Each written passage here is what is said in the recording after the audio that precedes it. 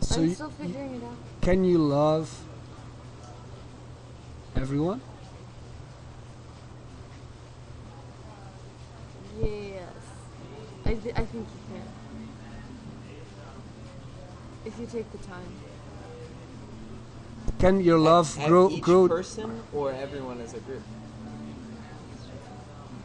going from one to the other? Can your love expand in that way that you would come to a point where you would say like, I'm so much in love that I can love anything? That's what Buddhist thought is about. For example, is being in love with like accepting, like you were saying, the flaws of everything, and being not even being okay with it, but being like over the like being, wow, this is amazing all the time. Everybody, all the things are. Or do you think it is confined? How much do you think love is something specific, or I'm trying to find the right word. Oh, Well, that's what it comes down to is words, right? Like, love. Um, I mean, the love of nature seems so different than the love of another person, which is reciprocated in a very human way. Whereas the love of nature might be reciprocated in a certain way, but not in. what does reciprocated mean? Because I don't. Given back. Okay. Like a dynamic kind of. Like, Exactly, and that might happen with nature, but not in the same way as it happens with another person.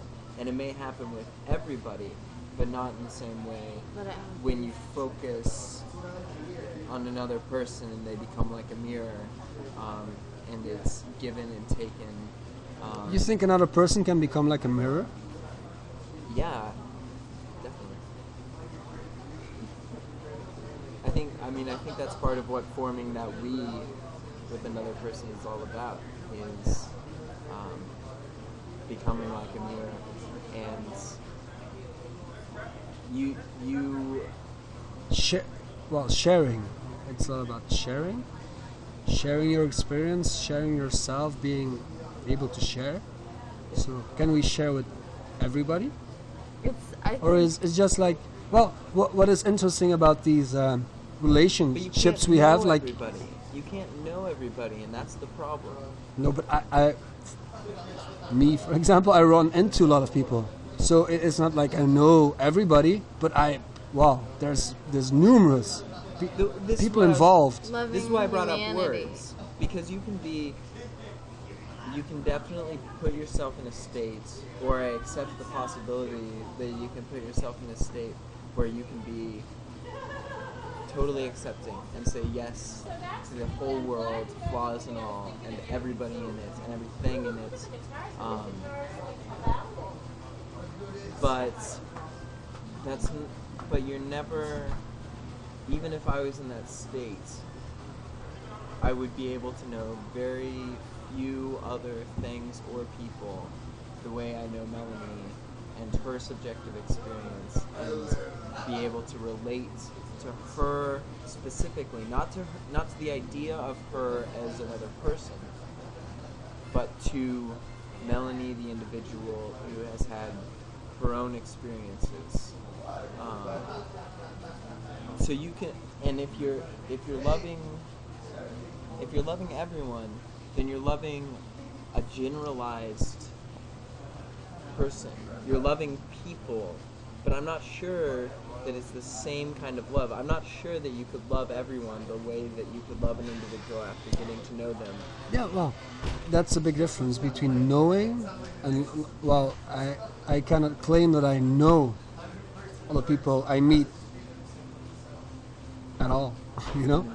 But I can claim that I have a feeling of, like, for sure there's sort of respect, appreciation, that's where it begins with. And it is a love in the sense that it is an openness towards the other being, which they are, and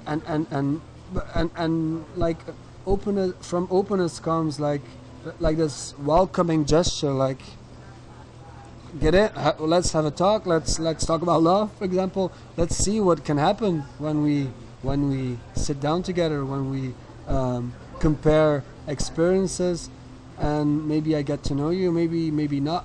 Love is also a lot about, I think, about being able to say it's okay when it's not working, you know. I don't hate you because you we don't agree, or you turn your back on me right now, or you don't have the time for me, or whatever, you know. But all those sentences involve the word "you," and I would say that the reason I make that differentiation about loving people in general versus loving a person who you know is because when you say "you," do you really know what you're talking about? But even if you know her really well, you know each other really well, do you really know?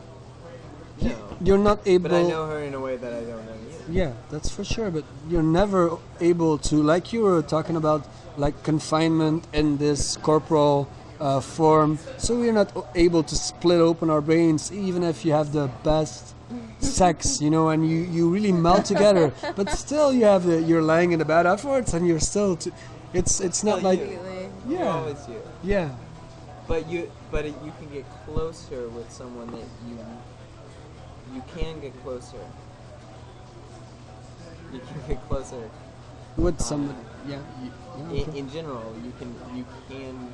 It is possible to get closer to someone and closer to their experience and make their experience your experience. And so even though you're still you, you're including a specific other person. And you can include people in general. I totally don't discount that or devalue that in any way. I almost think it deserves its own word. Let's try to wrap this thing up Sure. in a good way. You know. So it's an interesting perspective. Well, it's been very nice talking to you. I don't think we have really answered the question at all, because it's an open question, I think, and that's good about these kind of questions and about love in general. That it's not something we can pinpoint in any way. It's probably the broadest possible word in the Sure. world. Yeah. That's a really good answer.